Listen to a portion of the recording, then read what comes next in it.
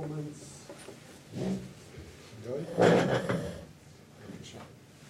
Well, thank you. Thank both of you. Thank all three of you for papers. I have one question for each. In your case, Albrecht, I was asking myself about the context, the political context, and how doesn't it produce significant differences? Because medieval Western polities have a problem with merchants, unlike Islamic polities, to be very, very rough. You like them, you need them, you confiscate their property, you get them, you throw them out, whatever. And the English monarchy has a complex relationship to merchants. It imports them, but then Flemish merchants might get a nice pogrom once in a while if you need it. Jewish merchants? Jewish. I'm just putting Jewish merchants within a larger context of minorities playing a specific economic role, whereas the Hansa is in some sense merchants' utopia, in the sense that merchant elite can control institutions. Doesn't it produce any significant institutions, or can we only see differences once we put those pieces of legislation into a larger context of other devices? Well, did it not produce what? Differences, Yes, of course. given the political context. And the question I was thinking about, Ron, in your case, given that it's fascinating, it might be too late, is the problem of migration as a metaphor.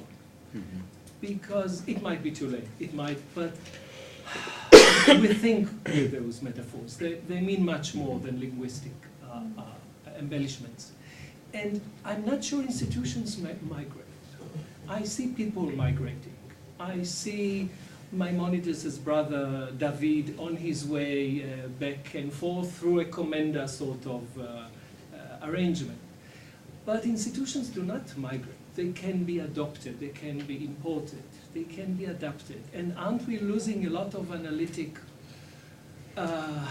sharpness by adopting the metaphor of migration, rather than asking about societies and groups, what are the specific conditions under which they adopt and adapt specific, basically these are templates. So this is a very thin, it's one notion of institutions in which they are not bundles of resources, but ways of doing, institutionalized ways, formalized ways of doing things, templates. And ask why do they become adapted or not, rather than first go with the question how of their migration. I'm not sure it's helpful if the book is already there, and I'd love to see the book. No, we can. The book done. No, it's not done. I'll go through 2 more drafts, so I can switch easily between terms. Yes. Yeah. Would you like to? I don't start by answering, but by backing up the point about migration, because in September in Frankfurt we are going to organize a workshop, and you are going to attend with the title of Migrating Words, Migrating Merchants, Migrating Law. So I hope you agree that merchants migrate, and I would make the point that words indeed do migrate. But does the law migrate? We'll discuss it, so perhaps you have time and come along in September. We'll try to make up our mind. In my case, yes, indeed, the Hanseatic constitutional structure and its institutions in the sense of a powerhouse, power generating centers are completely different from the Western European kingdoms. One of the main reasons being that the Hanseatic towns and merchants belonged to all sorts of different countries and cities, some imperial cities, some land cities. So it was a flexible and a little bit like a mollusk kind of constitutional entity. and it was it remained in this state with a certain lust, with a certain enjoyment of its own unclearness. And the English competition understood it exactly, and they defamed the Hanseatic merchants by their king, to their king, by dissing the Hanseatic merchants as crocodile creature merchants. And a crocodile, not because it bites so hard, but because it always hides part of its body in the mud. You are never able to see the whole creature. So the crocodile creature merchants, that's what the Hanseatic were, and they always avoided the constant pressures to actually hand in member lists. They kept them, oh no, we have misplaced it, no, we can't find it. Oh yeah, that's very hard to tell if this city or that merchant is a member. So that made it so easy for them to avoid many issues that a nation would have to confront. I think I can address your interesting and important remarks on two levels. One of them is the terminological level. I tried a variety of terms in the past, and I keep changing. Obviously, the common term in much of the comparative legal literature is legal transplants, which I find even less fitting. I tried importation, but that's unilateral, and it's not always unilateral. One could think about use maybe learning of institutional know-how. Migration I found as somewhat less packaged or less committing than some of the other terms. Or if you have any better term for me to use, I'll be delighted to consider it. In terms of the spectrum, movement, maybe. But the thing, in terms of the spectrum, there is a huge spectrum of what could move around or float around from from actual legal texts. Let's say when Islam expanded eastwards, it took with it the entire jurisprudential packaging of the Mudaraba and the Kirat. That's one way of doing it. Another is just happening to see someone in the port splitting profits with some other merchant and trying to figure out how do they calculate the splitting of profits. And there are many options in between of learning of institutional know-how. And I'm trying to look at a wide range of options of this movement. Given this, I'm not sure what the proper term is. May I add something? When Jews moved from Germany to Poland, or from Spain to the Mediterranean basin, to the Ottoman Empire, to North Africa, they took with them also the legal institutions. So we can speak about migration. That's where we differ. Because in studying cultural contacts, we tended to assume that when people move, cultures move. But it's not the case. People would go to a market here downtown in the 1930s, and they would walk through greens being offered on the market, and what they would see would be simply grass, inedible, because cultures do not necessarily come into contact unless something more happens. People may live with each other in an Indian port town and use different legal instruments without the legal instruments that are imported allegedly by those who come, being adapted and adopted in the local culture. And if I understand Ron right, the question is not whether when a Jewish merchant goes to the Indian Ocean, he brings with him, of course, a certain sort of arrangements. The analytic problem is, when do societies adapt and adopt? And I will adoption, because it's an active process. Yeah. When do they adopt certain legal models or certain literary models, and when do they not do it? And it's tempting to think that human contact is enough. Human contact is not enough. It was not enough in medieval Spain for people to misunderstand each other for centuries, but specific forms of eating. Specific legal models, specific templates were adopted and others were not. This is why migration is for me a problem as a metaphor. And the other is the assumption that institutions are the agents with volition or with movement, whereas it's always social groups which adapt and use them. I know that this is very fashionable among my friends in the history of science as well, but I really have a, it's not a terminological issue, it's really something. Yeah, obviously there are different types of movement of know-how on different levels beyond legal norms or legal institutions. So I was trying to go through the literature of the way in which practices, cultivation practices moved around, the way in which technologies moved around. It seems as though the easiest thing is to move around technology, like the compass, or some other navigational instruments, or the printing press. But in fact, even though you actually can move them around, they don't always fit into the context. And even when they are being moved into a different context and are being accepted in a different context, they're being used totally differently, kind of creating different outcomes with different implications. Yes. Uriel, please.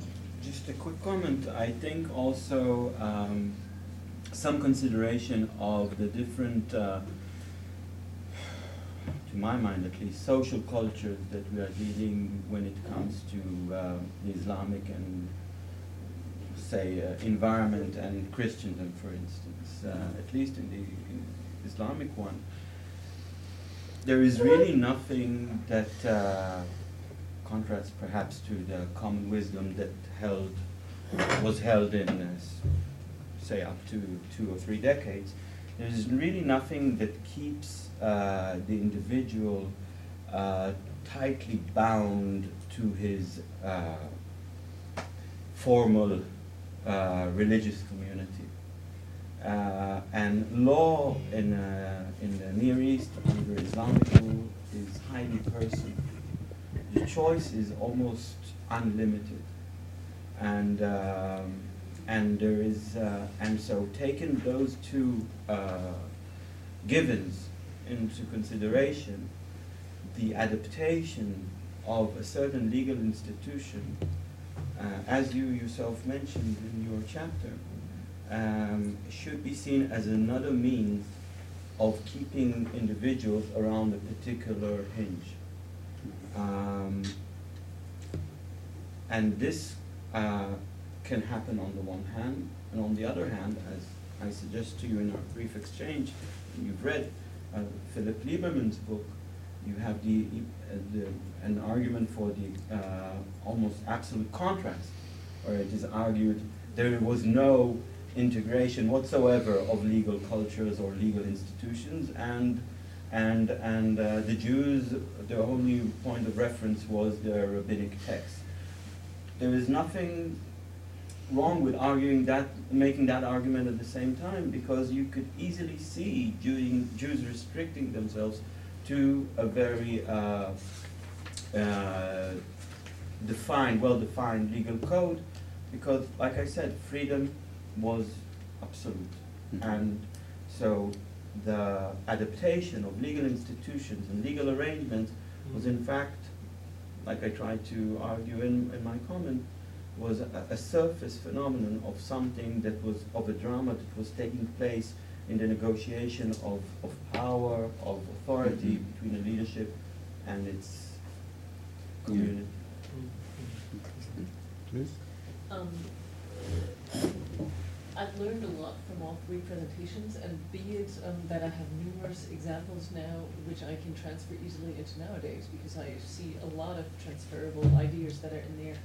And so I, once again, use my knowledge from corporations, and one of the problems there, where we have overlapping jurisdictions in the United States, for example, a lot of times with Delaware versus Illinois, etc. One of the problems that arise there is the continuous race to the bottom, and both of the examples that you gave with the Geneva convention, basically, and also with the forum shopping of new merchants. The question arises, why did, for example, the Hanse actually agree on accepting the local customs And why did it not lead to a race to the bottom overall? After all, both of them were existing merchant groups that lasted over a number of years. So if there had been anything like a race to the bottom, that would have shown in some regard, and it would have, in the end, led to their dissolve, basically. I don't quite see why there should have been a race to the bottom. I mean, they were on both sides. There would be plaintiffs at occasion and there would be defendants at occasion. So the outcome seems to be different in each sport and come to various styles of Ausgeglichenheit, to balance. Yes, thank you. So I don't see any reasons why things should have deteriorated. Wouldn't there have been more of a trade taking place in a harbor that was then more acceptable for one party, mostly interested, things like that? All of a sudden, jurisdiction becomes an issue. And you described how close some of the harbors were, so it would easily been a possibility to change from one harbor to the other. It's not whether you go to Danzig or London, basically, but something like Antwerp versus Bruges or something like this. Very close connections were often taking place, and if you have a different jurisdiction there, then it might make sense to make that a decision factor. Particularly if you're one party you may choose. So the question of, I mean, a kind of jurisdictional competition is something that could definitely take place in such pre-modern contexts, but I'm not sure why should we expect them to be races to the bottom. I mean, the kind of mechanisms that do lead for race to the bottom in the US today did not exist in the time, so we're in a different environment. Okay, can I jump in because yeah. Follow up on that? I mean, because the story of what they were telling is about sort of optimizing the law for the merchants, but how about all the third parties? You know, so if you're talking about race to the bottom, so there's externalities here, presumably, right? So that these super efficient procedures may leave, for instance, plaintiffs on shore left behind without a remedy because the merchant's allowed to sail, right? Things like that, and so here's where race to the bottom comes in. Yeah, so in the bilateral relationship, that I think there's a lot of literature, economic literature in this. So the major problem, I think, for the major precondition for allowing trade of this to take place is credible commitment by rulers not to expropriate the foreign merchants. Once there is a threat of expropriation, which often happens, you might go to another port that would better protect you, that is not by words, but rather by actual commitment to do this. That is, the code is not enough. You have to provide next to the code some commitment mechanisms that you cannot annul at will. So there could be a kind of a competition over providing credible commitments not to expropriate. The English, I think, did it. And then what you're saying, David, is that such commitment devices might create externalities to others rather than those in the town who are not the ruler. That could be, in this sense, it could be I would like to come back to the last picture. It seems to me pretty obvious that this procedure on market and in market and harbor courts sometimes really pushed it to the extreme. There are pie-powdered courts, so-called pie-powdered courts, which is an adaptation from the French word pied poudré, which says that people do not have the time to wipe the dust off their foot because the cart is acting so fast. So, and I gave another example of the jurisdiction in die in diem, from one day to the other. So that clearly is something which some of our economic historians praise as very advanced pro-economy and lowering transaction cost strategies, but it was clearly menacing to the rest of the population. That seems pretty obvious. And the possibility to change ports, yes, it was possible, but there was much infrastructure, and the houses and the Lagerhallen, the storage room and all that, so it would not have been easy to replace a place like Bruges. That was the cradle of capitalism, as it has been called recently in a good book. Thank you. קפה, תודה רבה.